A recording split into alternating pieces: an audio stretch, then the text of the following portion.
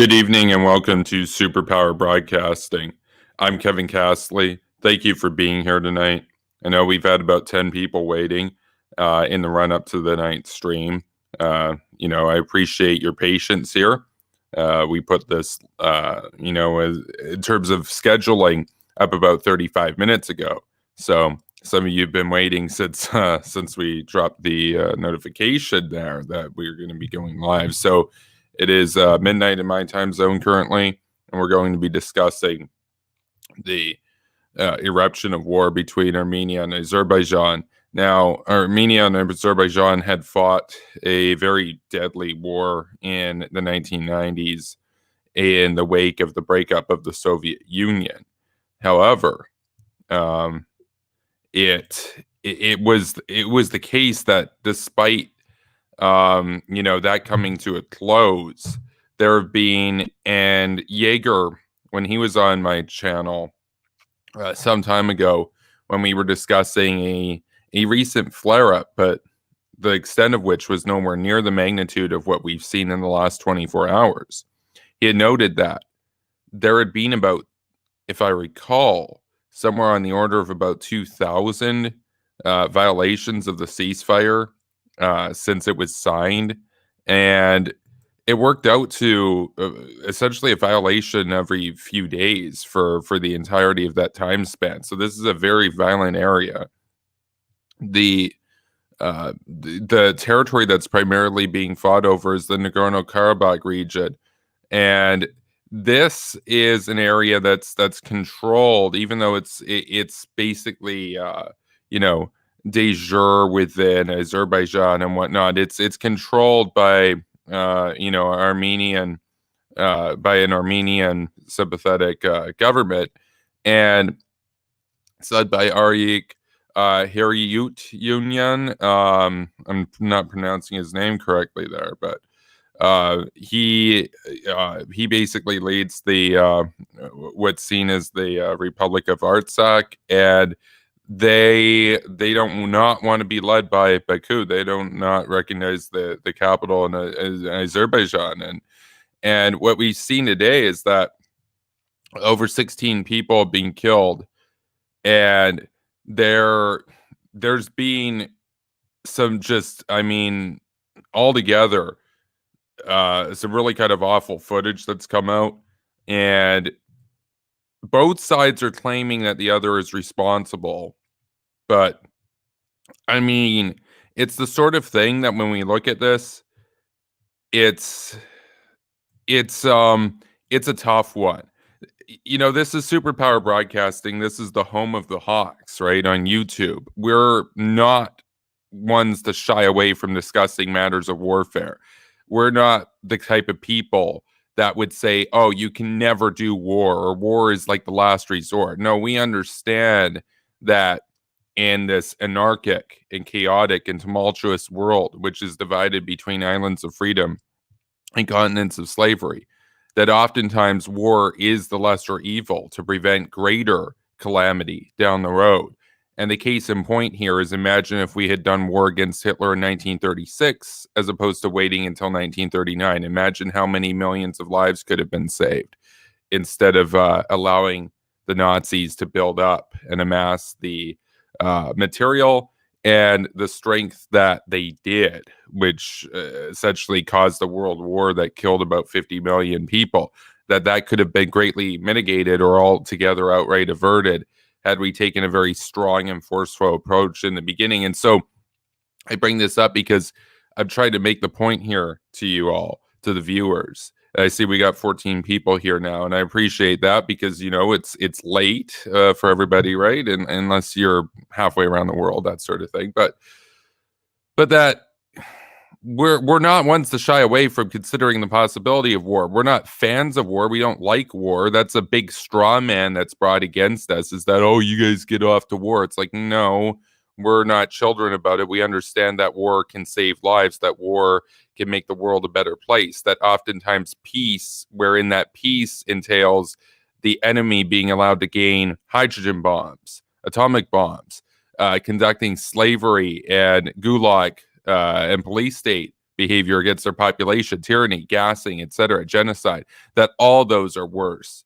than war in many cases. However, we have to be real here, and we have to step back and say, a war between two parties that aren't really that great is not something that can be construed as good. And so in this channel, the history of this channel over the last year and a half or so, have talked at length about my revulsion and my complete disgust for the Westphalians, the type of people who would say, citing the logic of the Treaty of Westphalia dating back to the 17th century, that would cite my sovereignty and my spheres of influence. And if we all just respect each other's borders and every leader gets to do what they want to their people within their borders, to each, essentially to each king,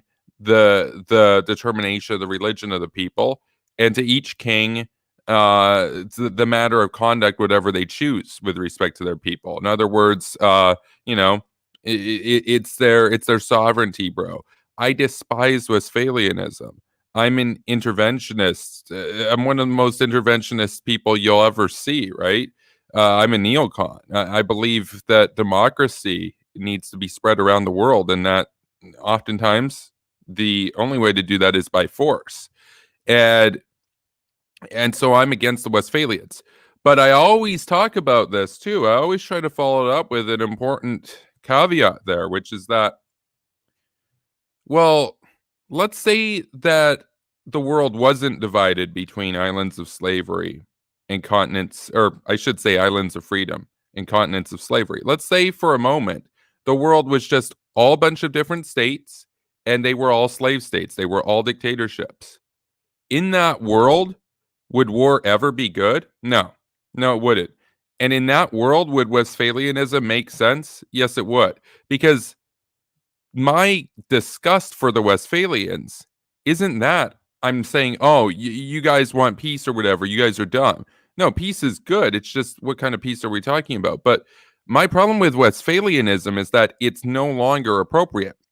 There was a time when the Treaty of Westphalia was struck following the 30 Years' War, which was an absolutely brutal war in Europe. I mean, no good sides, nothing. It was just death and slaughter for different royal families, prestige, and their egos, right? Religion and stuff came into it and whatnot. But you kind of get my point there. It was essentially about glory, religion, and resources, right? Well, the idea of Westphalianism at that time was actually genius. It was smart. The idea that, oh, we keep the peace. We're all a bunch of dictators. We all get to be dictators within our own territory, and don't infringe on other dictators' territory. And you know what? I'm not a fan of dictators, but you're not going to have needless wars and people dying and everything then. In a world that's all 100% just dictatorships, Westphalianism is better than those dictatorships warring with each other, because at least you don't have the wars now. Because if one of those dictatorships, quote unquote, liberates you, well, now you're in a new dictatorship. When Westphalianism becomes inappropriate is when you have the emergence of the Enlightenment, when you actually have a bastion of democracy, an island of freedom, such as what became of France or the United States. And once this happens, you enter into this tumultuous intermediate period of global history. And we're still in that period right now, wherein the world is divided between islands of freedom, continents of slavery, and now there is a case for war, a justified case for war to expand the dominion of freedom and liberty from those islands to those continents. And that's partly metaphorical, but in the actual configuration of the international system in which we live currently, it is mostly geographically accurate. We can look at Taiwan, an island of freedom. We can look at Japan, an island of freedom. We can look at America. I know it's a continent, but in the grand scheme of the world, which is centered around Eurasia, and the power bases in Eurasia, and the resource bases in Eurasia, and the population bases in Eurasia, America is on the outskirts as an island of freedom. The United Kingdom, an island of freedom, the sole holdout against Hitler's wrath and tyranny and the menace of the Nazi invasion. Those are islands of freedom. What are the continents of slavery? Red China, fascist Russia. You know, what's another island of freedom? South Korea. Now you say to me, hey, Kevin, that's a peninsula. That ain't an island. Yeah, but look at it from space, bro. Look at the Korean peninsula from space. You would think it was an island. Why? Because immediately at the demilitarized zone, all the lights go up. You literally cannot tell North Korea from the Yellow Sea and the Sea of Japan. It just blends in, with an exception of a few dots around Pyongyang and the outskirt regions, because there's no electricity. The country's in the medieval era outside the swag palace of the dear leader, right? So we now have a case for war. We now actually have a justified case for war, because the justification, the moral cause, is to expand the dominion of the free, to liberate the oppressed, and to punish the oppressor. And we're still in that state. But there will come a time at which Westphalianism becomes an appropriate status quo again. And now what do I mean by that? I mean, once every nation is a democracy, once we've liberated the world, and once we have a federation of democracies around the world, where everywhere in the world looks like the United Kingdom and France and South Korea and the United States, everywhere. The most remote parts of Russia, the most central parts of North Korea, they're all free countries and prosperous countries. They might at that point enter into a federation, some sort of a world cooperative sort of agreement to decide trade policy and whatnot, or they might not. They might decide to be independent still. But at that point, all countries are democracies. And now you enter into what Immanuel Kant theorized as the perpetual peace. The perpetual peace in a democratic status quo worldwide, in which there is no corner of the world where the forces of darkness prevail, at that point, well, now the case for war is gone. Now we can go back to the Westphalian status quo. So when I say Westphalianism is disgusting, I'm specifically talking about our time to be alive right now. It wasn't disgusting when it was forged. It was an improvement over the previously brutal status quo of wars between dictatorships for no good. And likewise, when the world is a bunch of democracies and every country is a democracy, well, at that point, there's no case for war anymore. So in this particular transitionary period, which I hope should last no longer than the next few hundred years before we do have a global world of democracies, where all of the communist and fascist regimes have been completely annihilated, wiped off the face of the earth forever and for all time, that we can go back and say, yes, we can have an eternal peace now. The case with Armenia and the case with Azerbaijan is an interesting case, which more closely, unfortunately, mirrors the case for Westphalianism that I described in the former case, that is, which was appropriate when it was struck, than it does in that future status quo that I'm describing, which is that we have democracies everywhere. Now, Armenia it's a democracy, but it's also kind of a theocracy. It's not exactly an open society. Azerbaijan is a dictatorship, but it's a little bit more secular. So you get a bit of a trade-off there. One's a bit more theocratic but democratic, and the other is a bit more secular but autocratic. In other words, let's be blunt here. In layman's terms, they both kind of suck. We can argue about which is worse, which is better. I understand that. But they're both not the best places to live in, and they could both be a lot better off with some secularity and some democracy infused into them. Now, that raises an interesting question then. Well, you just said, Kevin, it made sense to have the Treaty of Westphalia's understanding back when there were no democracies, when it was all just warring monarchs fighting for their own egos. And in this case, I think that this is the home of the hogs. So you might be kind of surprised to hear my perspective here. But what I think is the best course going forward is that we need a peace settlement as soon as possible because there's no gains to be made from war here. There's no case of intervention, of liberation. This isn't about that. This is simply a matter of ethnic turmoil, and it's a matter of brutality. And we saw 30,000 people die the last time the major war happened between Armenia and Azerbaijan. It is my hope here that this can be brought down to a reasonable level, that the parties involved can come to the negotiating table and work out some kind of settlement in which we can actually have peace here. And it's not to say that I'm saying this simply because they're both not necessarily the most open societies or whatever. It's not about that.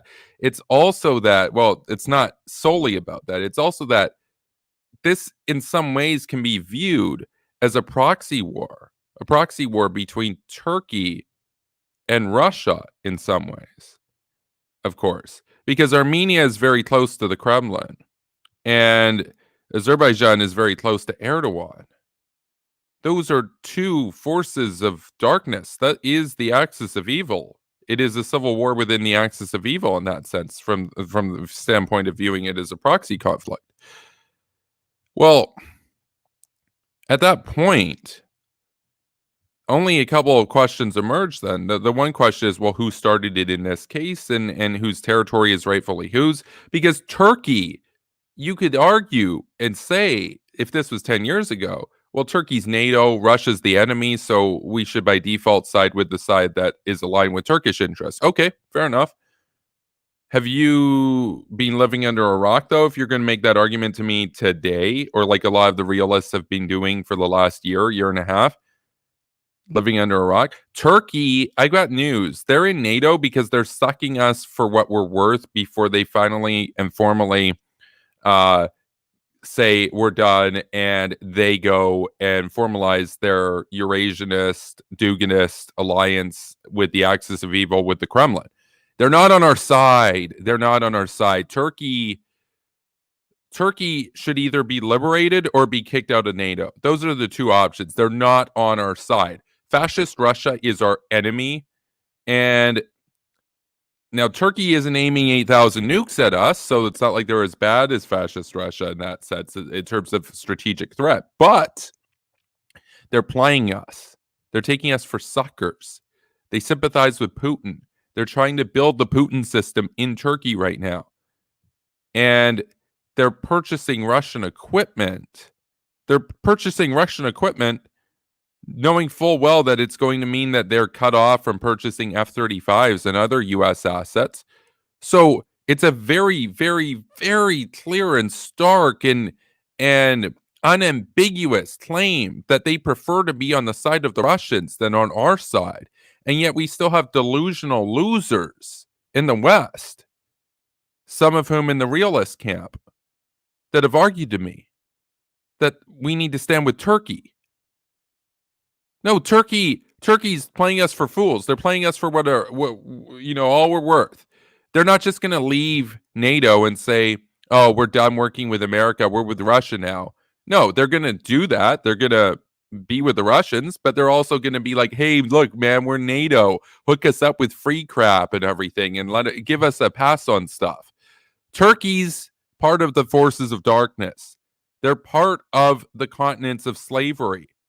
They're not on our side. They're in the axis of evil of our generation. And we need to grow up and recognize it. And that doesn't make fascist Russia any better. It means that we've got a proxy conflict between two very despicable sides here.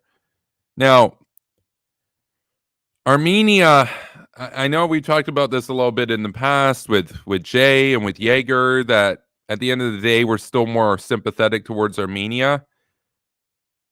And I'm a bit more sympathetic towards Armenia at the end of the day, but it's not to the level that it would ever warrant a war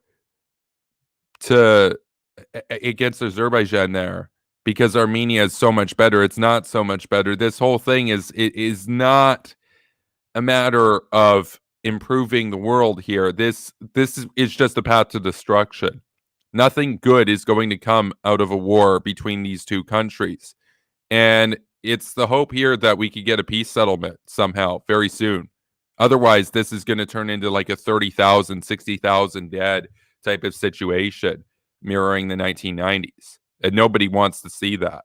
So I haven't been taking a look at the chat. I just spent 20 minutes giving you my perspective on everything here. I haven't even gone into the details of the conflict that's emerged today. And I was planning on doing that. I have a CNN article here listing some, some units and whatnot.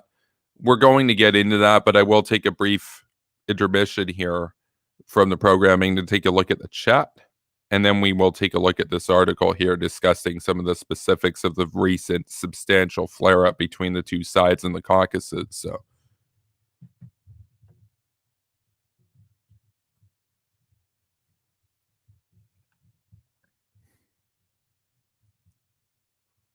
Philip Holmgren says, kick Turkey out of NATO. And he said that before I started talking about that. Absolutely. But Natalie says, believe me, we don't just yet, not until Russia is dealt with.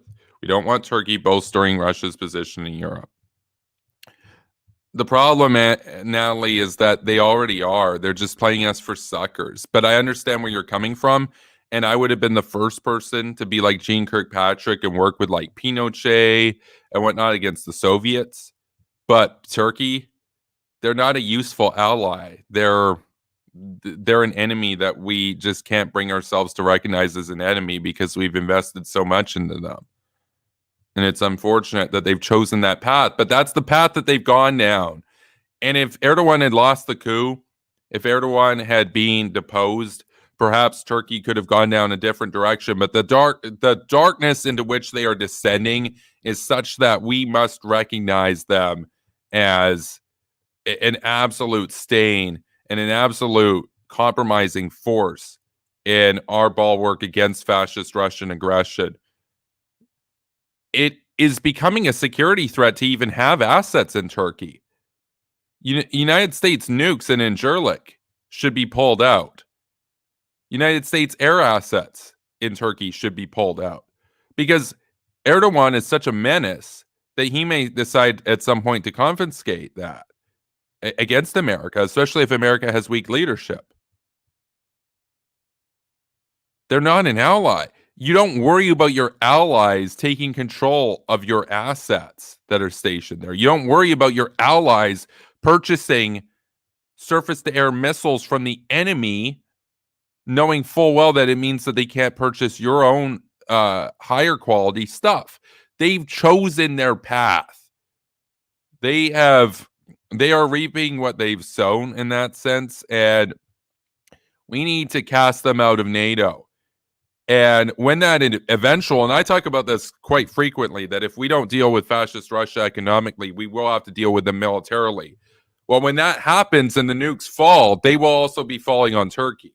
So let's keep it real. They've chosen that axis. That's their side. They will go down with Putin. They will go down with Xi. They will go down with Kim. That's the direction that they've chosen. Erdogan's chosen to be targeted. He's not chosen to be an ally. So Turkey was a great ally, a great staging base for air assets and strategic assets against the Soviet Union in the old Cold War. In the new Cold War, they're on the side of the Russians. And I'll tell you, if I was president right now of the United States, yeah, not only would I get the nukes out of Incirlik, I'd be targeting nukes on their targets. So strategic centers, industrial centers in Turkey, they're not on our side. They're not on our side. I would treat them the same way as I would treat the Russians. Target their bases, target their leadership, target their industrial centers. Rodney Fallberg says, this border between Armenia and Azerbaijan is just as bad as Northern Ireland during the Troubles. I don't know the stats on that, but I think more people have actually died in this region than in the Northern Ireland area. But yeah, Maximus is right to note here that this conflict is not about ideology. It's pure old ethno-nationalism. Yeah, there's no good side here. There's no good side here. Again, I'm even telling you straight up, I'm slightly biased towards Armenia. And I'm telling you, look, nothing good is going to come of this. So Maximus says what matters is the backers involved and how this could spiral into a greater conflict. Yep. And the backers here are Turkey and fascist Russia. So two enemies. So it's a lose-lose.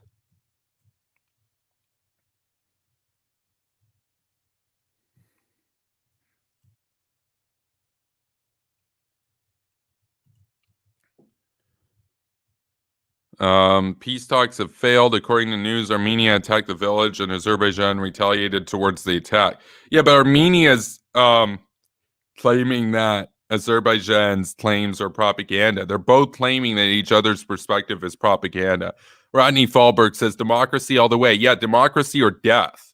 Those are it right there. Like I've talked about that. I mean that in like the most literal sense that even at the most absolute and trying times of brinksmanship, you are better off. You are literally better off essentially having a full-out exchange of thermonuclear energy than you are to bow down to the bullying of the enemy and submit and become a slave to the Russians or the North Koreans in the future. I'll tell you this right now, I would rather die in a nuclear war than live in North Korea. So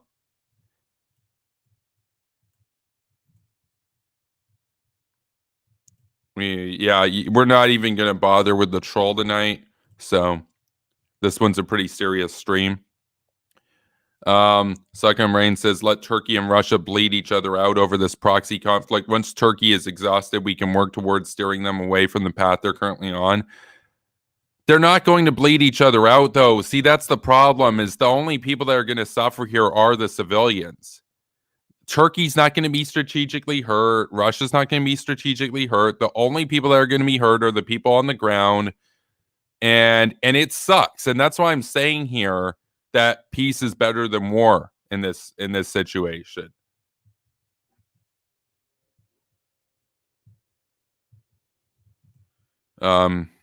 Ill says war is awful. No one wants it. However, when you have unqualified people running countries, creates a lot of tension.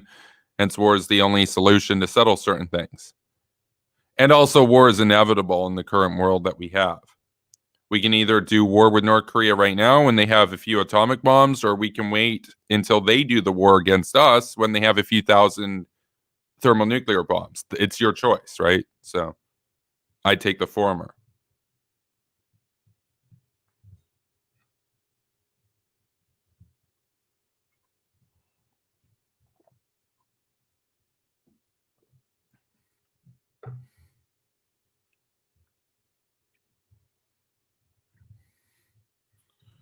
Rodney says, I will never get how the talk and the chat go in two different directions. Well, I can explain that. It's because we have pro-Russian trolls here, and they try to gaslight the Hawks in the chat. But we're smart, and we're on to them, and we're vigilant. We're Hawks, and we don't put up with their BS. But nonetheless, they try to derail the momentum of what we're discussing.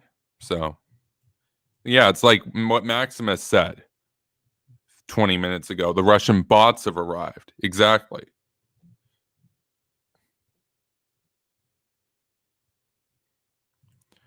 Arthur Shagulan says Azerbaijan and Turkey are always the aggressors and always have been. This will never stop because actions are not taken to stop their attacks. Well, and Turkey does still deny the Armenian genocide. That's another thing. Turkey right now, Erdogan is literally, I'm not making this up, you can look it up. He's literally calling Armenia the greatest threat to peace in the region. Turkey, Erdogan is saying that.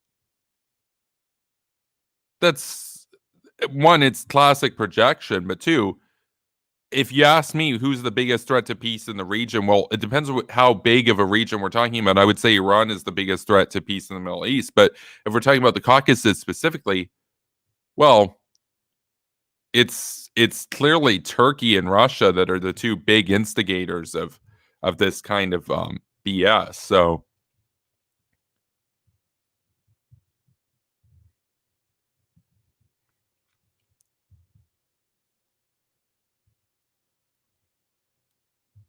Wyatt Claypool is here. He says Georgia should cut off Azerbaijan's oil from transitioning through its territory, and the U.S. should fund Georgia to make up for losses in profits. I agree with that. I agree with that. That's a way of forcing them to come to the negotiating table and actually strike peace. We can economically stifle them. That's smart. I like it. I like it. That's a good kind of solution right there suggested from Wyatt. Wyatt says Turkey has been a pretty worthless ally in the war against terror. Yeah, not to mention they are perpetrators of terrorism in their own right. I mean, look at how they invaded the Kurdish region of Syria and just butchered a huge swath of the area. Look at what they've done. They're basically acting as the Assad of the North.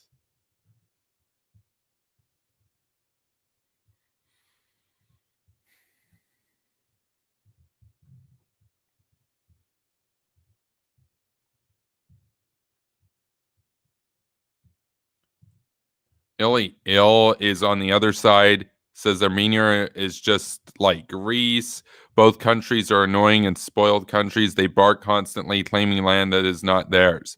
So this guy's on the side of Turkey and Azerbaijan. So I believe most of my audience, though, is generally sympathetic towards Armenia and Greece over Turkey and Azerbaijan, though, generally speaking.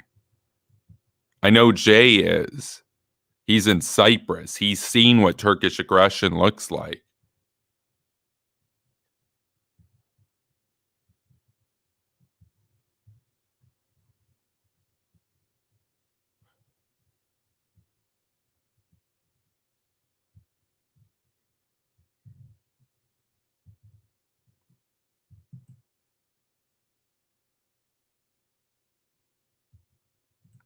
James Bond is here.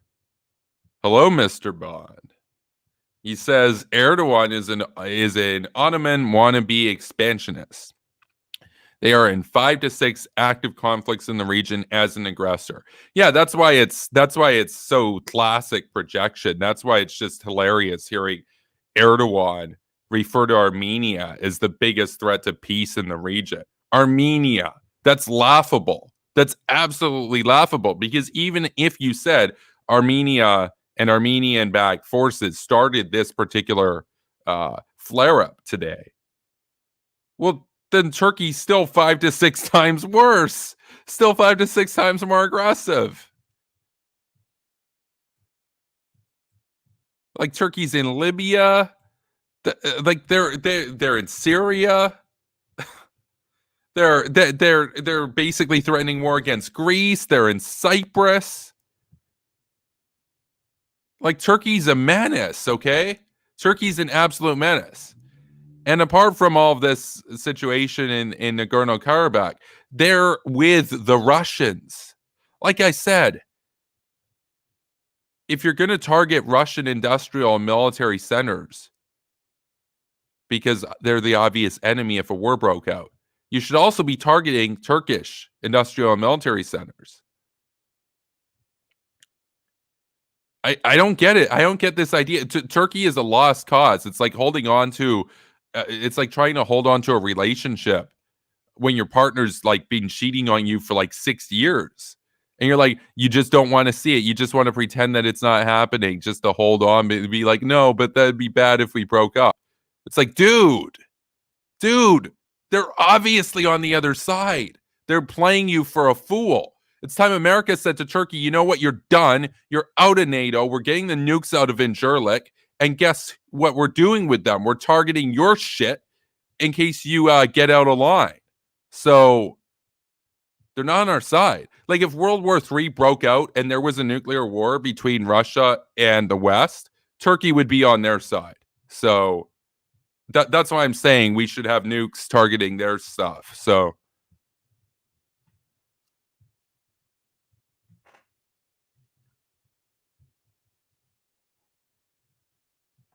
Maximus is here to note that the Kemalists were the ones behind the coup. Gulen was a scapegoat. Yeah, Gulen, it was like half a world away. It seemed kind of sketchy, this idea that, oh, it was Gulen behind it and everything. It seems kind of conspiratorial. Wyatt says the USA should back Armenia and base itself out of Georgia in the region to reduce the power of Turkey and Russia. Well, that's interesting. I'm not sure to say that the U.S. should just outright back Armenia. I guess my question to Wyatt would be: would you prefer to see the United States act to really force Azerbaijan to peace negotiation here, or would you want to see the U.S. help Armenia kick ass against Azerbaijan?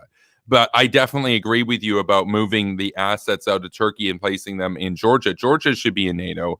Georgia deserves everything that Turkey has taken for granted and has forfeited in their absolute arrogance and their treachery against our bulwark, against the fascist Russians, that they have aligned themselves with the Duganist axis.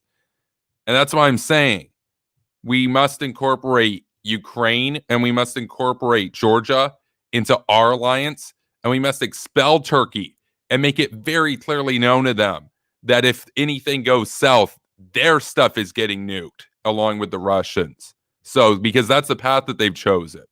So,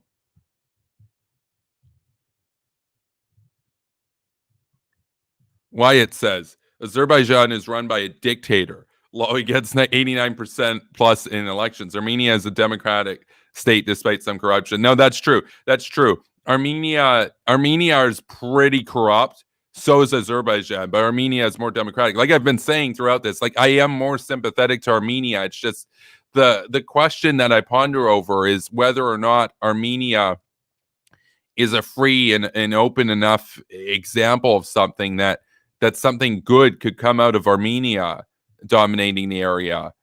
And you know, I just think it's going to come down to just ethnic strife and not much more beyond that. And I don't really see anything good coming from that. That's just my view there. And so that's why I prefer peace here as opposed to what's happening. But I'm open to changing my mind on that, right? So Nicholas reminds us, you don't need propaganda to be anti-Russia. No, you just need to be able to see things and hear things and read things to be anti-Russia. Maximus here, speaking the truth.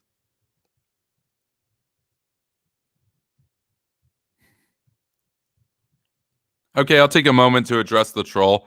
This guy messaged me on Twitter the other day after incessantly spamming me with begging remarks to debate me. And I told him, I'm like, debate you on what? And he said foreign policy and domestic policy. And I told him, I'm like, that's a pretty big couple of subject areas. Narrow it down a little bit. And he did to some extent. And I told him, I'm like, yeah, but you should know something. I don't debate nobodies with no following. And he said in broken English, essentially, quote, I am like very well known person. The guy can't even really talk or spell or anything. And then I told him, I said, dude, you have one follower on Twitter. It's probably your mom. It's probably his mom. He's like, I am very well known. Yeah. Sure, bro. Sure, you're well known. Sure, we all believe you're well known. No, I don't debate nobodies. So that's the thing. It's not happening. Now, if you had 10,000 followers, then maybe it would be worth my time, depending on how polite you are and whatnot. But obviously, it's not happening, kiddo. So grow up. Wyatt says Erdogan is literally a Muslim Brotherhood dictator like Morsi. Anyone who thinks he can be relied on is out of their minds. Yeah, see, this is where there's a huge breakaway between the neoconservative camp, which includes people, like myself and also in many ways Wyatt, right?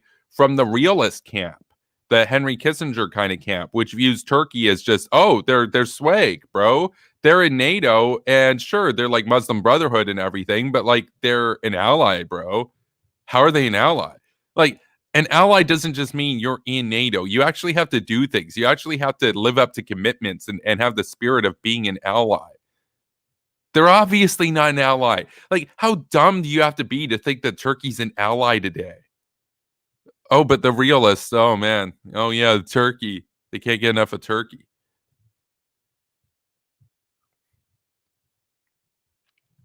Nicholas says, I mean, Armenia did suffer an attempted genocide, the one that the Turks still deny. Yeah, and that's true. And that's true. 1.5 million Armenians were killed by the Turks in that genocide, and Turkey still denies it.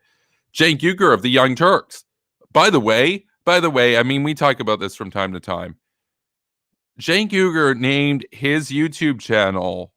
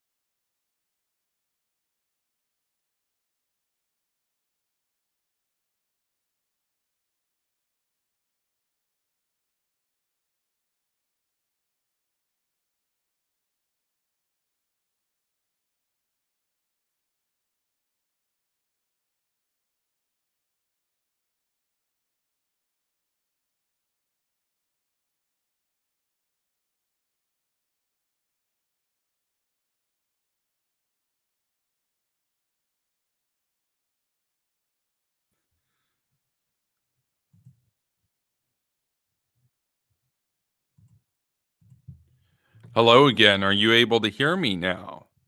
That was very unfortunate. We lost internet connection. And now that's happened in the past before where I just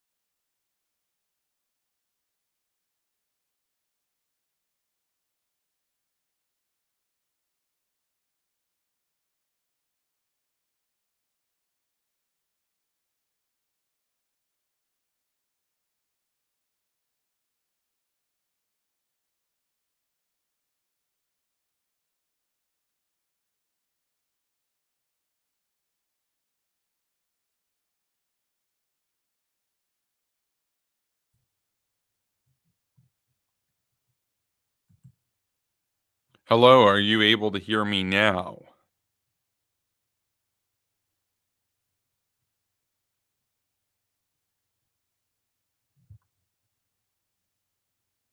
Again, if you can comment in the chat saying if you can hear me. Okay, you guys can hear me. Okay, wonderful. So that was weird.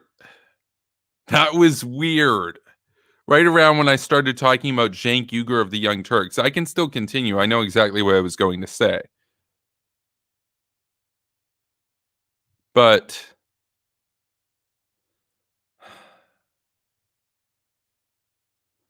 yeah, ka.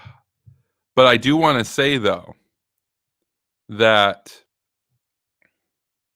isn't it funny how this, everything that has happened with all the streams that I've done the streams where we talk about Trump. I've done the streams where we talk about Bolton. I've done the streams where we watch the nuke videos. We get the boys on. We talk. We get Wyatt. We talk about the Canadian and American politics, and everything's fine. And sometimes the internet will cut out now and then because my connection isn't the greatest. And then I have to like click refresh on the page and then re-sign in the StreamYard, and then we're back on again like 20 seconds later. You know what happened tonight? This goes down. I look at my modem. The entire thing's dark. It's like somebody just unplugged it. So then I try plugging it in again, and then it starts up. And you're like, wait, what? That's never happened before. It's a pretty new modem. That's weird. Isn't it kind of interesting when we talk about the Russians right now, as there's this war going on? I mean, I talk about the information war, how in the military Cold War with Russia, the battle lines are on their border. We got assets on their ass. But in the information war, they're right here and we're not over there because they control their own flow of information. And so, like, I ain't saying it was the Russians, but maybe it was the Russians. Who knows? Who knows? I mean, we can kind of understand why they wouldn't like what I say on my on this channel here, right? So, not really fans of the neocon gang over there in Russia, right? So well played, I guess, to the KGB. Okay. Anyway. Oh man. Oh man. Yeah, it could be a defective modem. Who knows? Who knows? That's just happens. Happens. Sometimes, you say some stuff that the Azerbaijanis and the Russians don't like. Anyway, we're going to get back to what I was saying, and then we'll wrap up the stream. So Cenk Uygur of the Young Turks, he called it the Young Turks as he was denying the genocide. That's like if a Nazi who hates Jews called his YouTube channel the Hitler Youth. You're like, wait, what? Or like the Waffen SS. And then you're like, wait, are you a Nazi? And he's like, no, I'm not a Nazi, but like the Holocaust didn't happen. That's basically Cenk Uygur. It's like, no, I'm not like a big fan of Turkish nationalism, but like those pesky Armenians. No, so like Armenia has legitimate grievances. Let's just be real here. The problem is it's not really a war over ideologies or ideas or rights. It's a war over ethnic strife. And I don't really think anything good is going to come from that. But I hope that the West can come in here and apply serious economic pressure on Azerbaijan to come to the negotiating table and say, look, this can't go on. We need to bring this to an end. So there we go. And we got this elite ill saying, by the way, you're going to lose connection again, screwing around. This guy's like a huge fan of Turkey and Azerbaijan, trying to claim like he's hacking me or whatever. Doubtful, but who knows? You never know. You never know. So I don't have anything else to add here. I basically stated everything that I needed to say. I do want to say, though, thank you to everybody for being here tonight, with the exception of some very toxic losers that are clearly pro-Russian. You guys can piss off. But to everybody else, you guys are great. Be sure to like this video, subscribe to the channel. By the way, I know we've already got 3 or 4 dislikes already. So if you want to give a big screw you to all the haters and traitors, be sure to like the video, subscribe to this channel, and follow me over on Twitch. Additionally, you want to support what I do, you can you can follow me over. Well, I should say you could check out my Patreon and support me over on Patreon. The link is in the description below. That's patreon.com/superpowerbroadcasting. And if you'd like to, send your boy a tip over here for all the work he does doing the daily streams every day, my PayPal is also in the link in the description. And again, I want to give a big thank you to Son of Cyrus for the very generous PayPal donations we received this week. 140 American dollars just from him. That's awesome. That's awesome. You guys keep these daily streams going. You guys are helping to offset the cost of all the new equipment, the new computer and everything that I'm getting set up tomorrow. Oh, it's so hype. It's so hype to see for a small channel like this to have such a loyal and awesome fan base with all the friends and fans out there. And yeah, we get the haters, we get the traitors, but at the end of the day, we're hawks. And even though they might outnumber us by 50 to 1, we'd all rather be one hawk than 50 pigeons, right? Because, hawks eat pigeons. Pigeons don't eat hawks. So quality over quantity, man. 100%. 100%. So yeah, I'll close this by saying, a big screw you to Russia, a big screw you to Turkey, a big screw you to Azerbaijan, and a massive screw you to Iran. So thank you for being here tonight, everybody. Have a good evening. Peace, Warhawk.